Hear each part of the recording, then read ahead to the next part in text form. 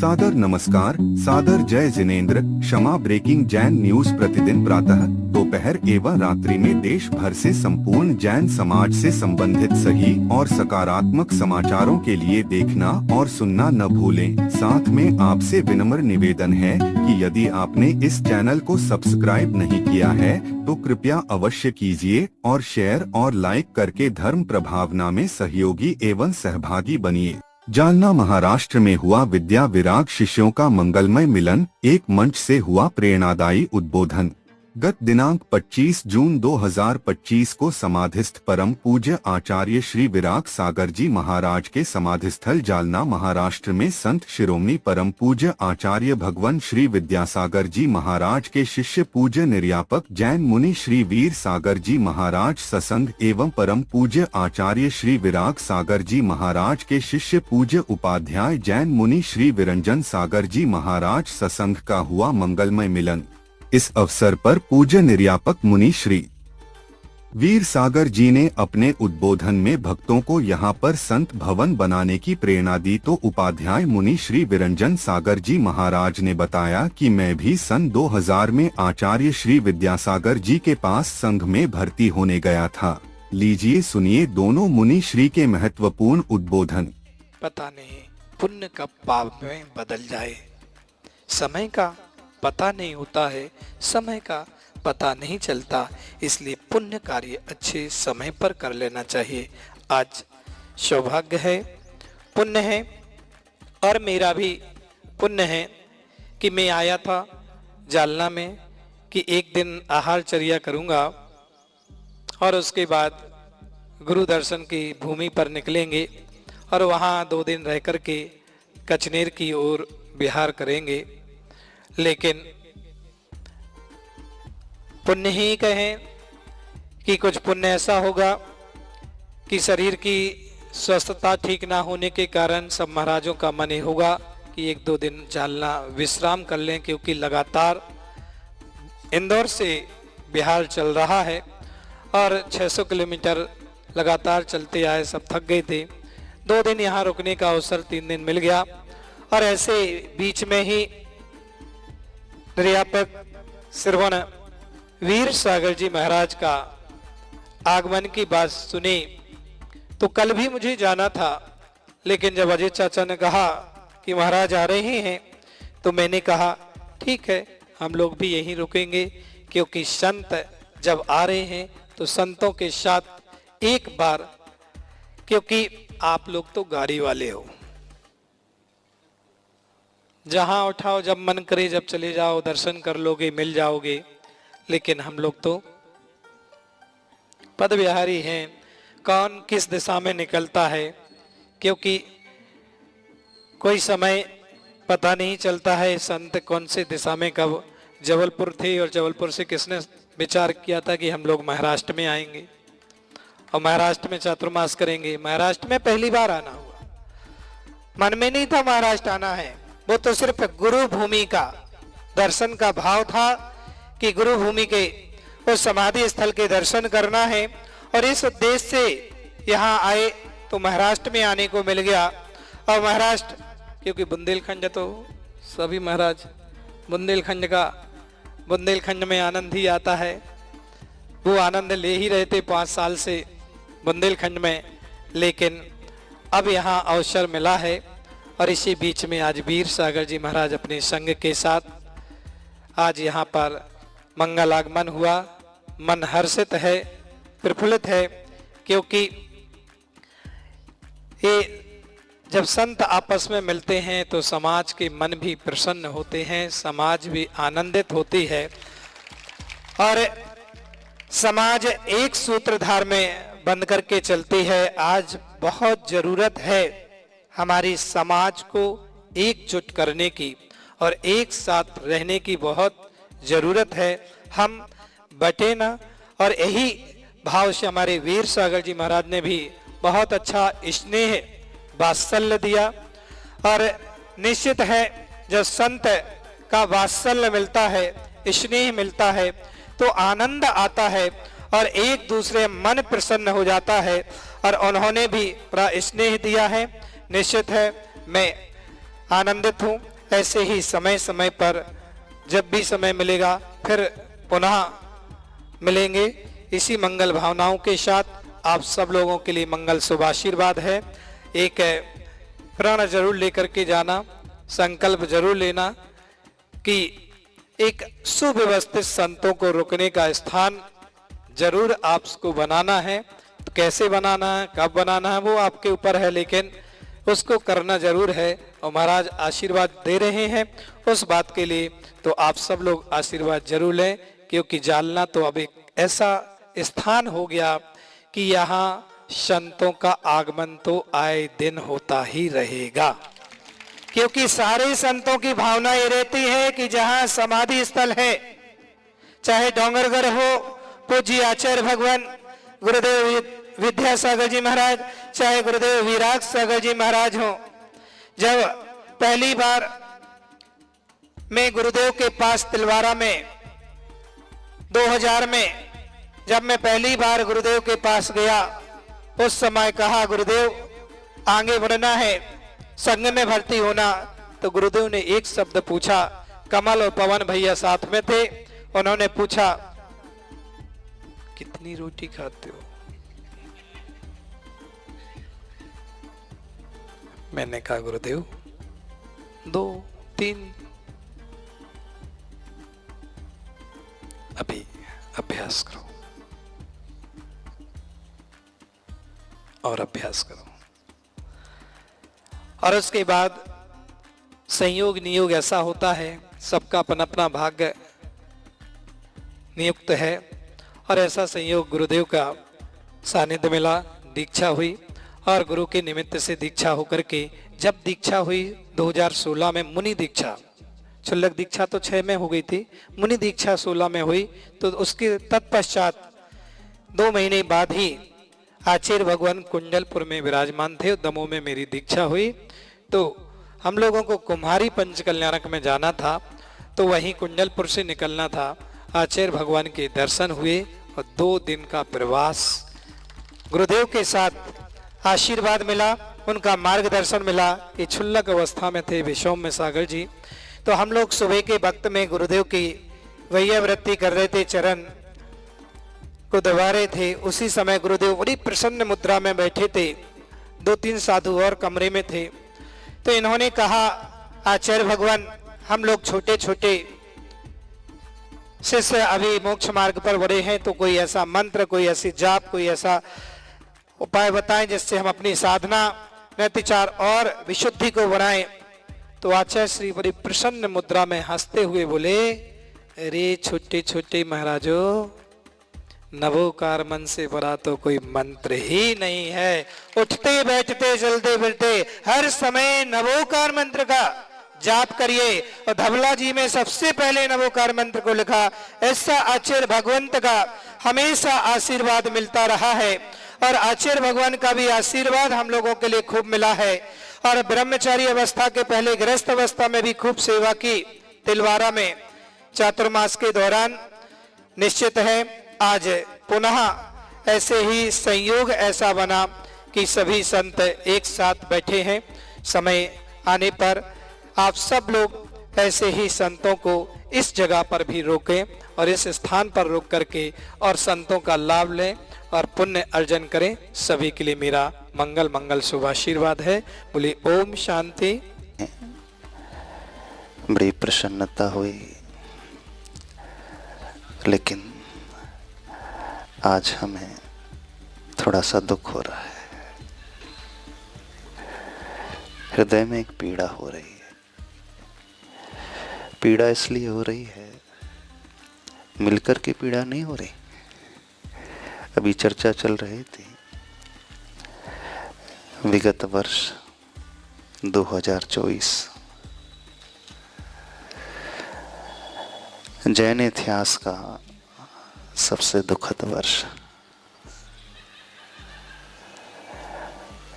एक ऐसा वर्ष जिस वर्ष में हम सबसे बहुत कुछ छिन गया।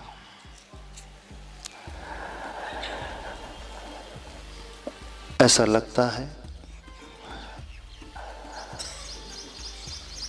गुरु का जब वियोग होता है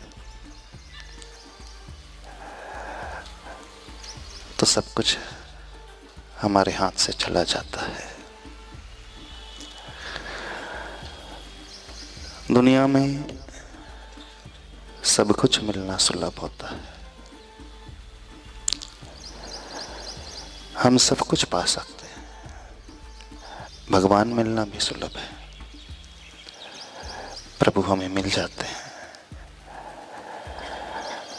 जिनवाणी मिलना भी सुलभ होता है, लेकिन सबसे अधिक दुर्लभ होता है तो गुरु का मिलना होता है। कदाचित गुरु का मिलना उतना दुर्लभ नहीं होता है, लेकिन गुरु मिलने के पश्चात गुरु का समागम हमेशा हमें मिलता रहे, यह अत्यधिक दुर्लभ होता है। ये हुंडावशर्पणी काल है, पंचम काल है, दुखमा काल है। इस काल में प्राय दुख ही दुख, कष्ट ही कष्ट है। लेकिन कुछ पुण्यशाली जीव वैसे भी होते हैं, उन्हें सातिशय पुण्य के उदय स्वरूप, सातिशय पुण्य मानना कोई छोटा मोटा पुण्य नहीं, तीव्र सातिशय पुण्य के उदय स्वरूप ऐसी प्रतिकूल परिस्थिति में सच्चे गुरु मिल जाए। क्योंकि हम सब की यात्रा बड़ी लंबी चली आ रही है। कई बार हमें प्रभु भी मिले होंगे, स्थापना निक्षेप के प्रभु की बात नहीं कर रहे हम। चलते फिरते तीर्थंकर भगवान भी सब मिल गए होंगे, लेकिन हमारा कल्याण उनसे नहीं हुआ।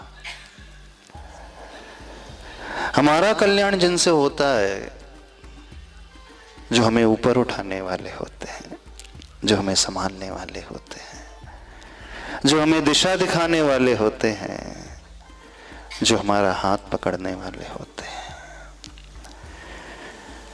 A to Z सब कुछ सिखलाने वाले होते हैं। जब हम गिर रहे हों तो सहारा देने वाले होते हैं। वे हमें हमसे भी बढ़कर चाहने वाले होते हैं। और ऐसा कोई व्यक्तित्व होता है तो वह सिर्फ एकमात्र गुरु होता है। गुरु से ही हमारे जीवन की वह दिशा बदलती है। गुरु मिलने के पश्चात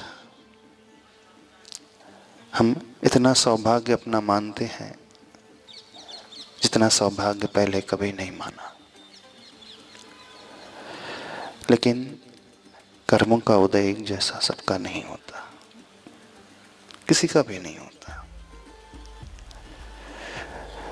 सत्य यह है कि जिसका भी संयोग होता है वियोग लेकर के ही होता है, लेकिन अन्य के वियोग में और गुरु के वियोग में जमीन आसमान का अंतर होता है। जब व्यक्ति अन्य के वियोग को लेकर के विकल्प करता है तो वह आर्त ध्यान की श्रेणी में आ जाता है, इष्ट वियोग आर्त ध्यान। लेकिन जब गुरु के वियोग को लेकर के किसी शिष्य के मन में, किसी भक्त के मन में विकल्प पैदा होता है तो आचार्य भगवान कहते हैं, आचार्य श्री हमेशा एक बात कहते थे, ये धर्म ध्यान की श्रेणी में आता है। संसारी व्यक्ति जब जब आंखों से आंसू बहाता है, रोता है, रोना अच्छा नहीं माना जाता। रोना तो आर्त ध्यान का प्रतीक होता है। लेकिन आचार्य ने एक बड़ी अच्छी बात हम सबसे कही। 3 स्थिति ऐसी स्थिति होती है जहां रोना धर्म ध्यान हो जाता है।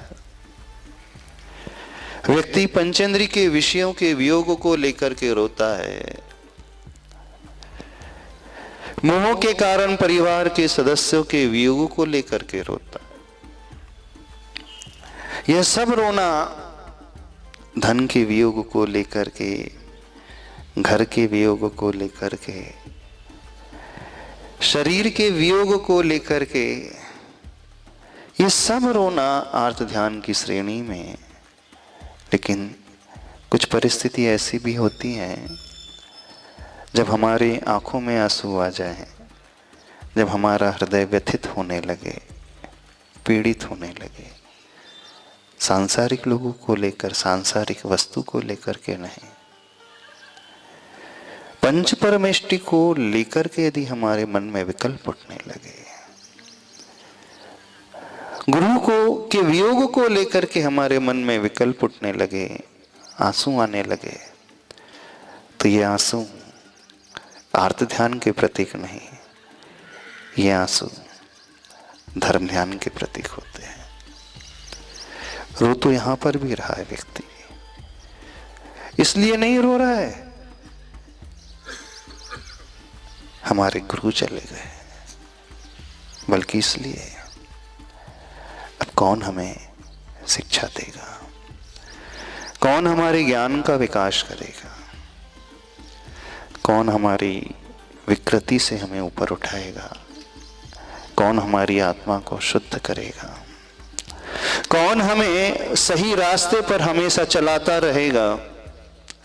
वियोग इस संबंधी बस ऐसा वियोग इसके मन में आ जाए, यह वियोग, ये आंसू भी धर्म ध्यान के निमित्त हो जाते हैं।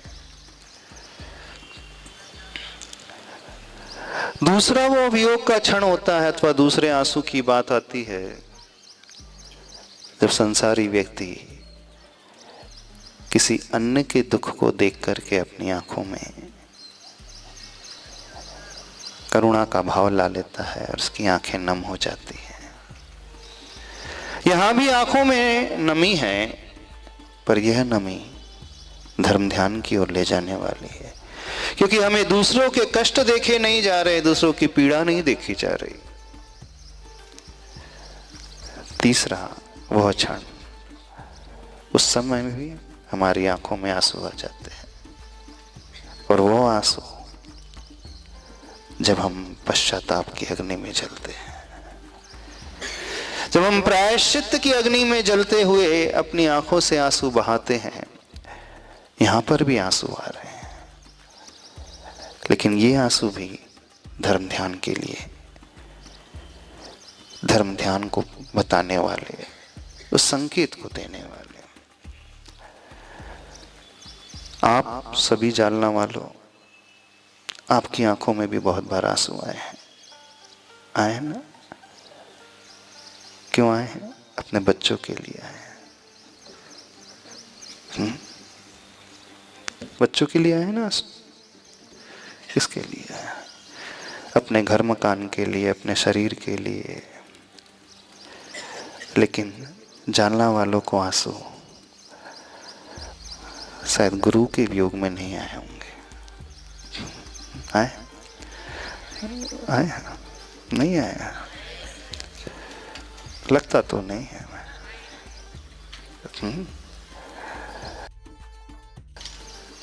अभी वो कह रहे थे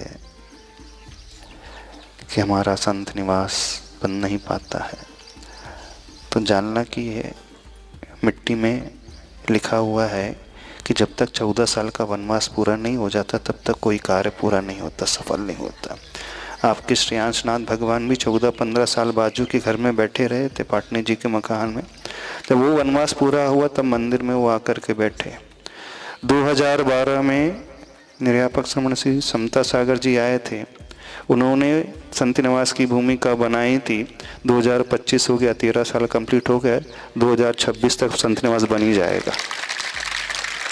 14 साल पूरे हो जाएंगे ना, एक चीज बोल रहे थे कि यहाँ के लोग पता नहीं कौन सी है मिट्टी क्या है नहीं बना पाते। तो एक सबसे बड़ी कमी है कि आपके समाज में सही लीडर नहीं है, सही नेता नहीं है।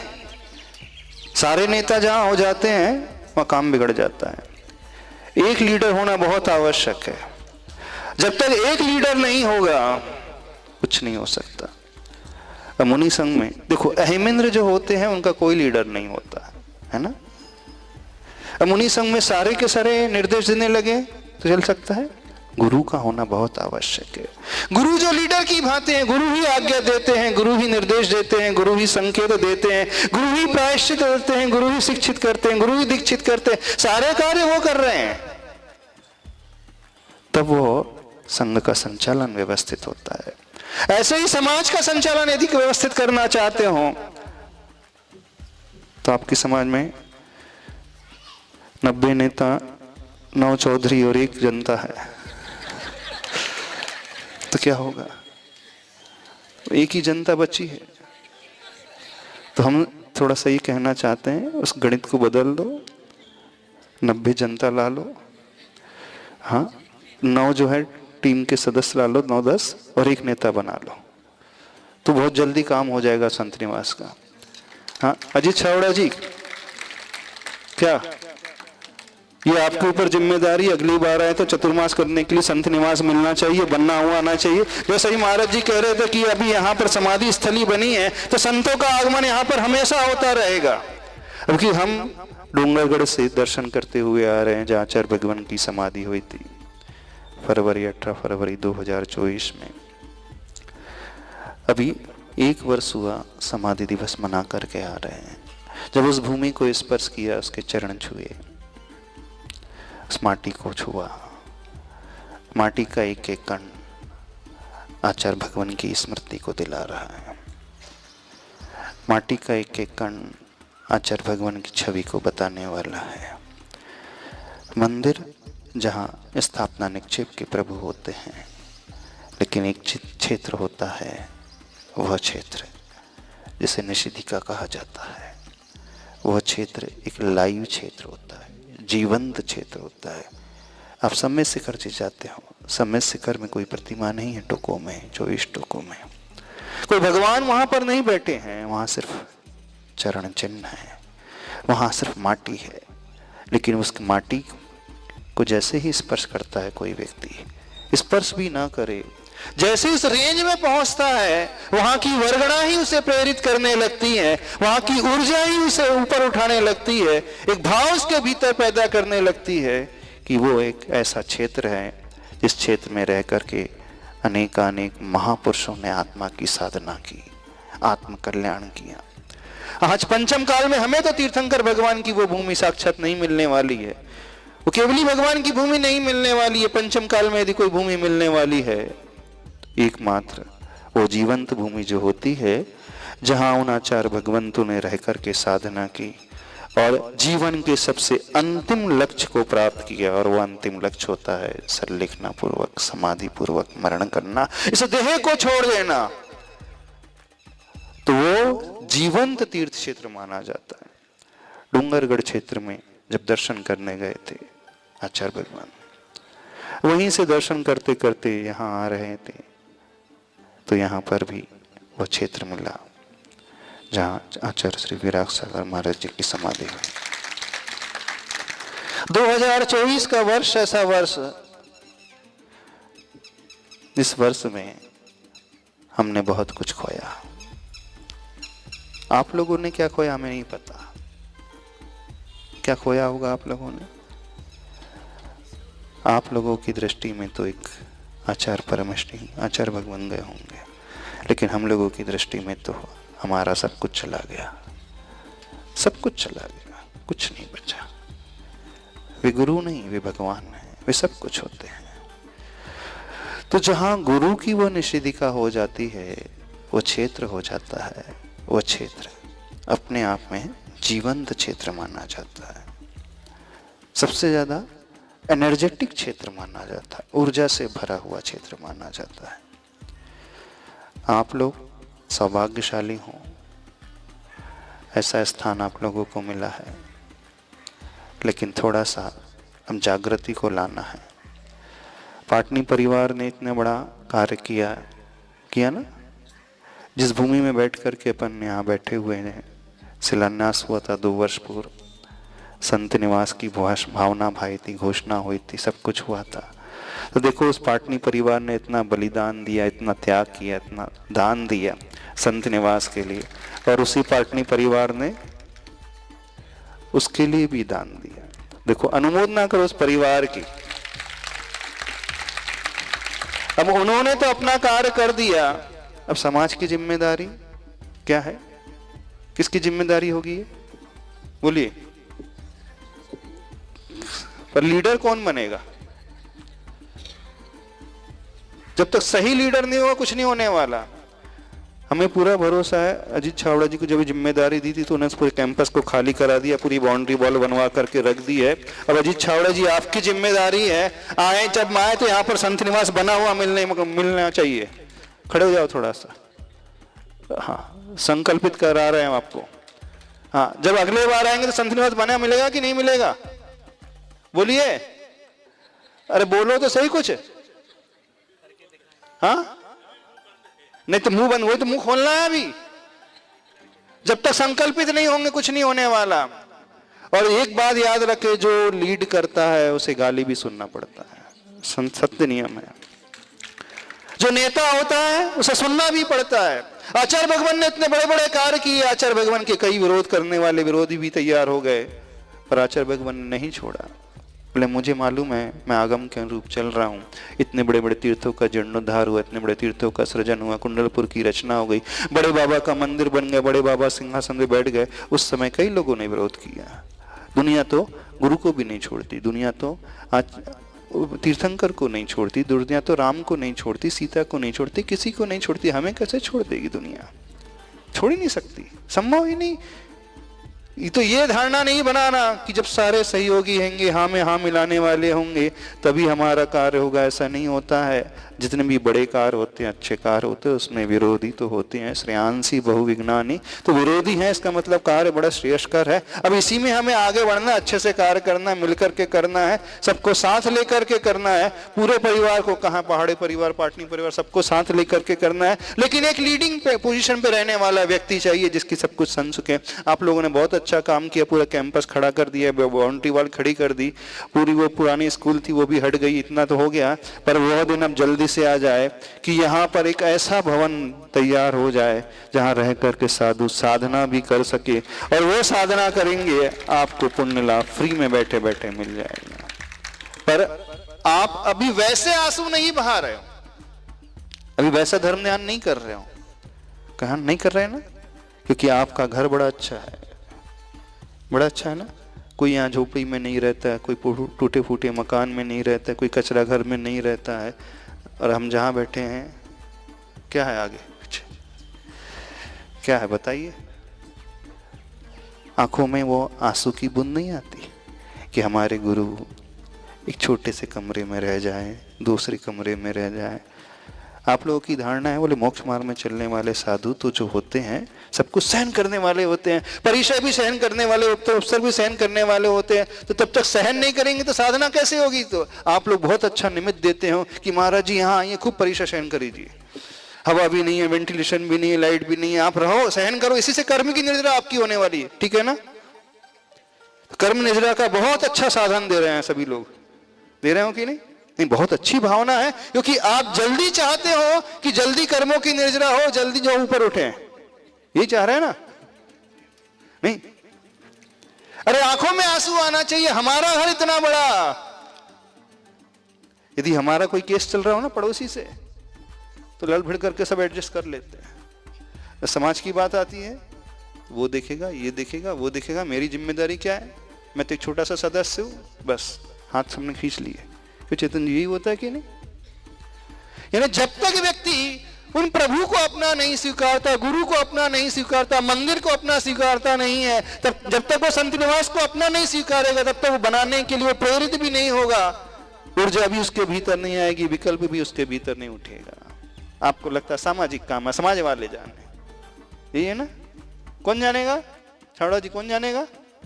समझ में आने चलो, हो गया काम, कुछ नहीं होने वाला।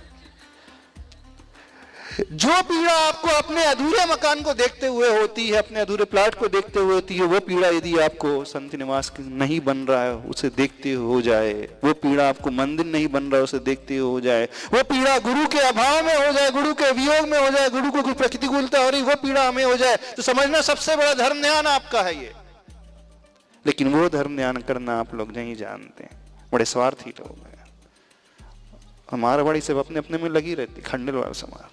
पैसे कमाने में कोई कमी नहीं है, लेकिन अपने लिए सब लगे हैं उसमें, दिन रात एक लगे हुए, क्यों पढ़ने लगे नहीं वैसे, उसमें कोई कमी नहीं है। कुछ हो जाए बाजू बाजू से तो सब लड़ भिड़ जाएंगे, कर देंगे, लेकिन मंदिर की बात आएगी, संत निवास की बात आएगी, इस प्रोवाइसिस की बात आएगी, कौन झगड़ा मोले, कौन बुरा बने।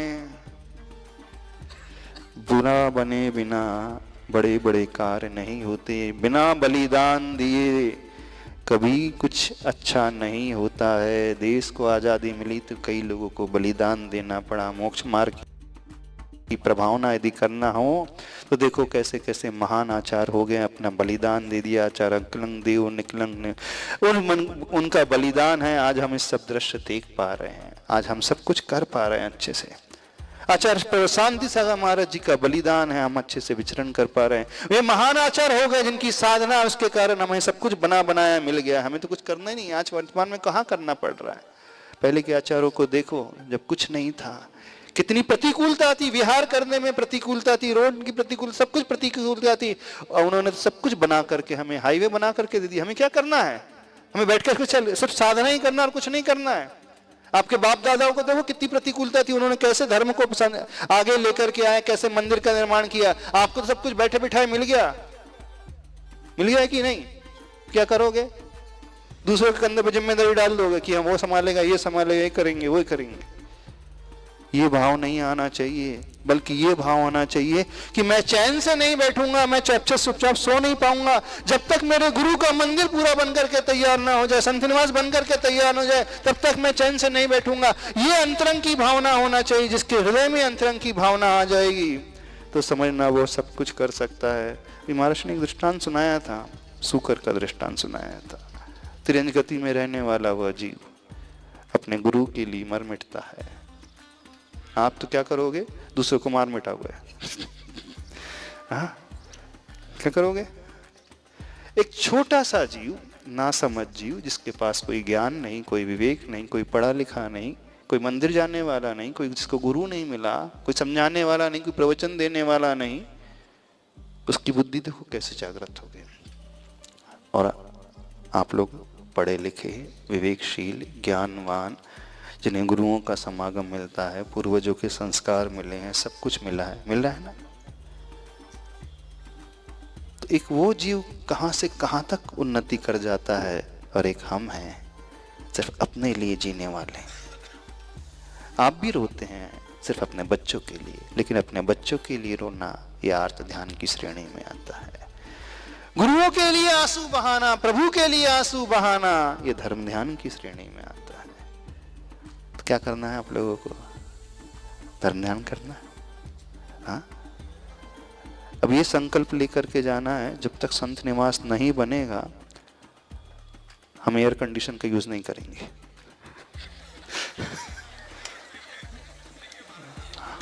हाँ, एसी का यूज नहीं करेंगे, बस चलो संजय जी छावड़ा। हाँ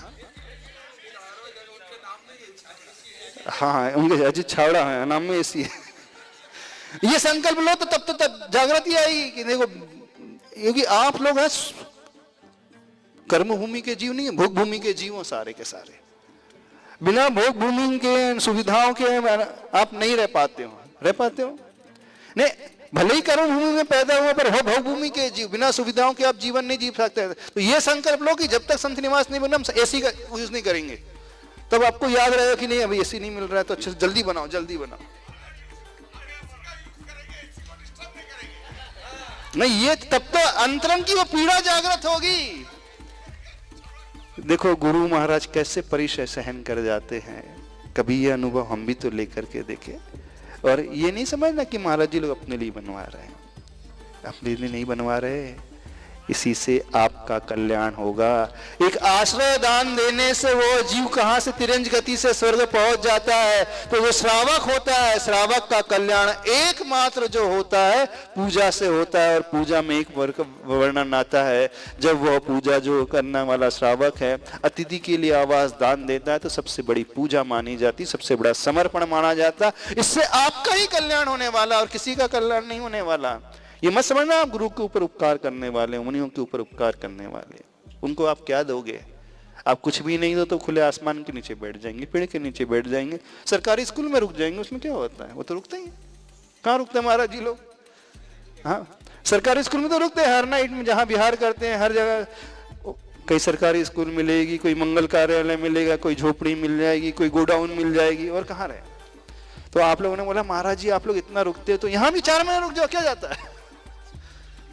ऐसे ही ना? नहीं कैसा? तो कुछ समझ में आ रही बात? आज का दिन थोड़ा सा याद कर लेना, इस जगह को ऊर्जा से भर लेना। आज का दिन बड़ा मांगलिक दिन है, क्योंकि उस भूमि को स्पर्श करते हुए आ रहे हैं, प्रभु के दर्शन करते हुए आ रहे हैं। और आप लोगों की समाज वैसे दुनिया में अब बड़ी फेमस समाज हो गई है। हाँ, फेमस समाज में नहीं जानना कि समाज तो फेमस हो गई। अरे आप लोगों को इतना लाभ मिल रहा है तो फेमस तो हो गई ऑलरेडी, फेमस हो गई ना, प्रसिद्धि बहुत मिल गई। अब प्रसिद्धि 2 कारणों से भी मिलती है। नाम 2 तरीके से भी होता है। किससे होता है?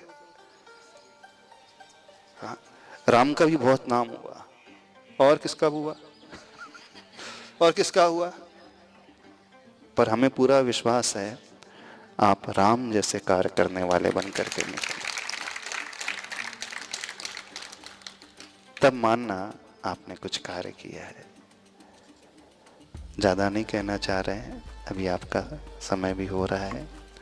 तो बस बात ये कह रहे थे, जैन धर्म के लिए विगत वर्ष बड़ा क्षतिपूर्ण रहा। सब कुछ करना बड़ा आसान है, लेकिन सबसे बड़े महत्व ममत्व को त्यागना, इस देह के ममत्व को त्यागना, पूर्ण समता को परिणाम को रखते हुए, आत्मा की ओर दृष्टि रखते हुए, संलेखना पूर्वक पूर्ण जागृति रखते हुए इस देह को छोड़ करके अन्य गति की ओर जाना बहुत बहुत बहुत दुर्लभ है। जिन महात्माओं ने, जिन महापुरुषों ने कार्य किया वे महावंदनीय हैं। हम सबके आदर्श रूप ही वही हैं, हम सबका लक्ष्य भी वही है।